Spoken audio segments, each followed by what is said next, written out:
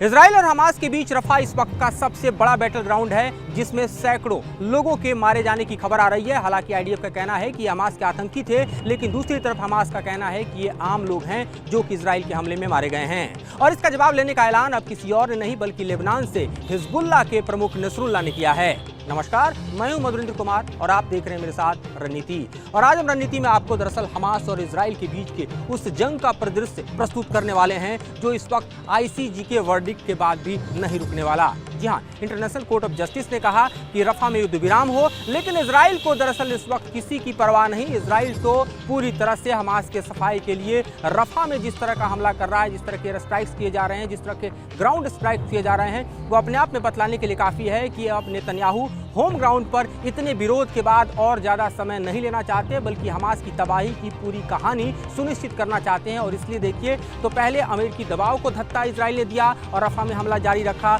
और अब आईसीजे के भी वर्डिक्ट को साइडलाइन करते हुए रफा में हमले को जारी रखा गया है। जहां जवालिया कैंप की बात करें, जिन इलाकों में हमला हुआ है, इस वक्त तो दहलते हुए, जलते हुए, आग की लपटों में सुलगते हुए दिखाई दे रहे हैं। हमास का कहना है कि यहाँ पर आम लोग थे, शरणार्थी थे जो मारे गए हैं, जबकि आईडीएफ का कहना है, इजराइल की सरकार का कहना है कि यहाँ पर भारी पैमाने पर हमास ने अपने आतंकी छुपा रखे थे जिनको तबाह किया गया है। हम जानते हैं कि पिछले दिनों ही अल कासिम ब्रिगेड ने दावा किया था कि उसने इजराइल के सैनिकों को टनल नेटवर्क में घेर कर मारा है और कई सैनिकों को गिरफ्तार कर लिया गया है, बंधक बना लिया गया है। बाद में इसका आईडीएफ ने खंडन भी किया। सच क्या है ये तो जांच का विषय है। दोनों तरफ के दावे जो कह रहे हैं वो अपने आप में बतलाने के लिए काफ़ी हैं कि रफा में इस वक्त जो चल रहा है उस पर दुनिया की नज़र है, उस पर नेतन्याहू की नज़र है। लेकिन सबसे बड़ी बात कि इस वक्त ईरान में राष्ट्रपति के मौत के बाद जिस तरह से दरअसल हमले इजराइल ने जारी रखे हैं, वो अपने आप में बतलाने के लिए काफ़ी है कि जो बैकअप सपोर्ट ईरान का है, जो कि हमास को मिल रहा था, वो दरअसल रईसी की मौत के बाद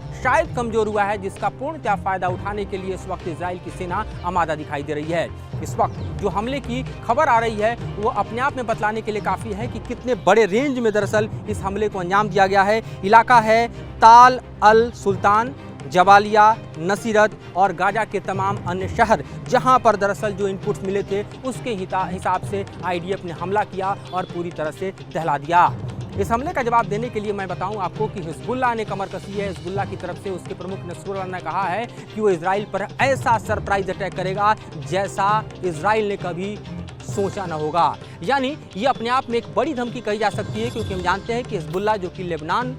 की तरफ अपने कई सेंटर्स बनाकर लगातार पिछले हम देखें तो 6 से 7 महीनों के बीच इजराइल पर हमला करता रहा, यानी हमास से जंग लड़ती हुई इजराइल की सेना के लिए दोहरी चुनौती पैदा करता रहा। उसने अपने हमले तेज कर दिए हैं। पिछले 24 घंटे में देखें तो रिटेलिएट करते हुए इजराइल की सेना ने कई ऐसे हिजबुल्लाह के ठिकाने पर बम बरसाए हैं जहां पर ये बताया जा रहा है कि हिजबुल्लाह के कई लड़ाके मारे गए हैं। लेकिन हम जानते हैं कि हमास से ठीक विपरीत हिजबुल्लाह जो है वो अपने मिसाइल ताकत से लैस है। हमास के पास उसके ताकत रॉकेट हैं, तो हिजबुल्लाह के पास उसके ताकत के तौर पर मिसाइल हैं और साथ ही 80,000 से ज़्यादा लड़ाके हैं जिन्होंने सीरिया की जंग में ईरान का नेतृत्व किया, और वे पूरी तरह से वॉर जोन में हम कहें तो युद्ध करने के लिए बिल्कुल कॉम्बैट रेडी हैं। और इस ताकत को झोंकने के लिए ईरान की तरफ से रईसी का दरअसल हरी झंडी मिलता उससे पहले ही रईसी की मौत हो चुकी है। अब फैसला दरअसल ईरान के सुप्रीम लीडर अयतुल्लाह खुमैनी को करना है कि इजराइल के खिलाफ जंग के मैदान में क्या वो लेबनान की तरफ से हिजबुल्लाह को भी उतार देंगे, क्योंकि नसरुल्लाह की धमकी एक कहती है और दरअसल इस बात का इजहार करती है कि अब कुछ हिजबुल्लाह की तरफ से भी बड़ा होने वाला है, जैसा कि नसरुल्लाह ने इजराइल पर हमले की बड़ी चेतावनी डाली है। इस वक्त घटनाक्रम में डालना बेहद दिलचस्प होगा कि आईसीजे में जब ये पूरा का पूरा मामला गया तो 17 जजों में आपको बताऊं कि तकरीबन बंटवारा पूरी तरह से देखा गया। 15 जज, माफ़ कीजिएगा, 15 जजों में 13 और 2 के बंटवारे में वोटिंग हुई। 13 जज जो हैं उन्होंने रफा पर एक तरह से देखा जाए तो तुरंत युद्ध विराम लाने का वर्डिक्ट दिया, यानी पूरी मेजोरिटी कही जा सकती है। 2 जज थे जिसमें से एक साउथ अफ्रीकन कंट्री के थे और दूसरे जो है वो इजराइल सपोर्टेड थे, उन्होंने वोट नहीं किया। लेकिन इसका कोई प्रभाव इस वक्त नहीं दिखाई दे रहा है इजराइल के मूवमेंट पर। इजराइल लगातार हमलावर और बेहद घातक साबित हो रहा है इस वक्त रफा में, जैसा कि हम देख पा रहे हैं।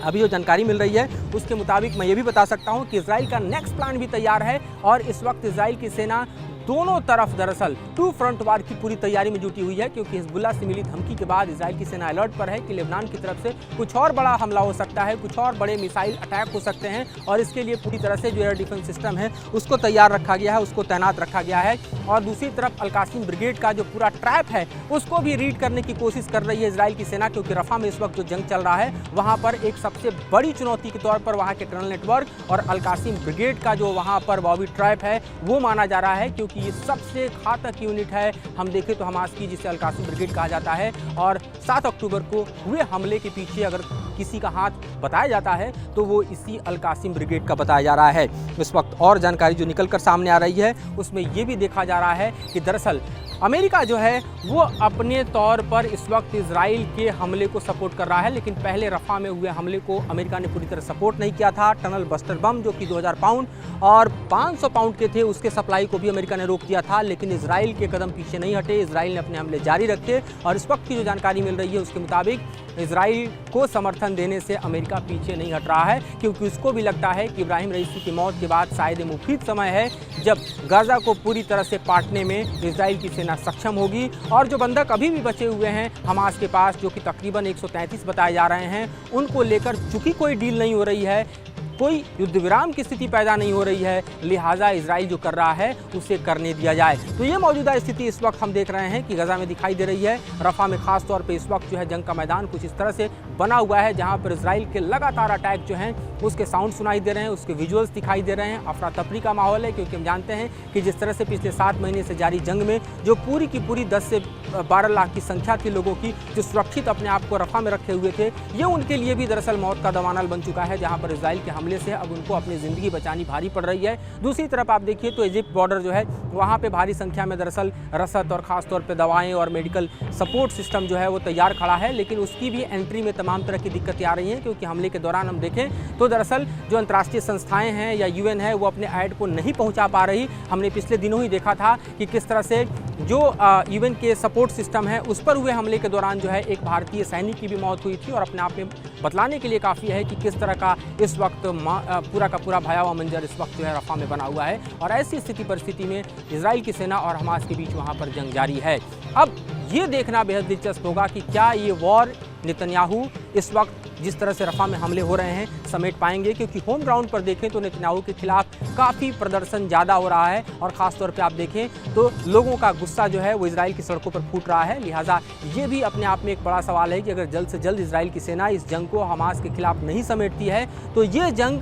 नेतन्याहू पर भी भारी पड़ सकता है, जिस तरह का जनाक्रोश दिखाई दे रहा है, क्योंकि 7 महीने से ज़्यादा का वक्त गुजर गया, अभी तक 130 से ज़्यादा बंधक जो हैं वो इजरायली हमास के पास हैं, जिसे निकाल पाने में इजराइल की सेना को सफलता नहीं मिली है। और बीच में आई खबरों में देखा था हमने कि कई लोगों की उसमें मौत हो चुकी थी, जिसके विजुअल्स और फोटोग्राफ सामने आए थे। तो अपने आप में एक चुनौती का समय है, यह ऐसा समय है जब इजराइल की सेना को नेतन्याहू के कहे मुताबिक बेहद कम समय में हमास को समेटना होगा, रफा में जंग जीतनी होगी। लेकिन रफा में भी हम देखें तो हमास अभी भी किस तरह से अपने ताकत को सजोए बैठा है, क्योंकि हमास ने पिछले दिनों ही तकरीबन 4 से 5 महीने के अंतराल के बाद सबसे बड़ा हमला बोला इजराइल के ऊपर, और करीब 8 रॉकेट उसके तेल अवीव पर आकर गिरे, जिससे एयर डिफेंस सिस्टम ने रोका। तो अपने आप में समझ सकते हैं कि अभी भी रॉकेट हमास के खत्म नहीं हुए हैं, वो इजराइल पर हमले जारी रखे हुए हैं, और जाहिर तौर पर रफा की लड़ाई ये तय करेगी कि हमास जिंदा बचेगा या पूरी तरह से लड़ाई इजराइल जीत पाएगा। फिलहाल इजराइल और हमास के बीच जारी जंग से इतनी ही खबर। आगे और बढ़ते डेवलपमेंट के साथ आपको हम रूबरू करेंगे और ज़्यादा जानकारियाँ आपके पास लेकर आएंगे। फिलहाल मुझे और मेरे सहयोगी विकास राय को दीजिए इजाज़त।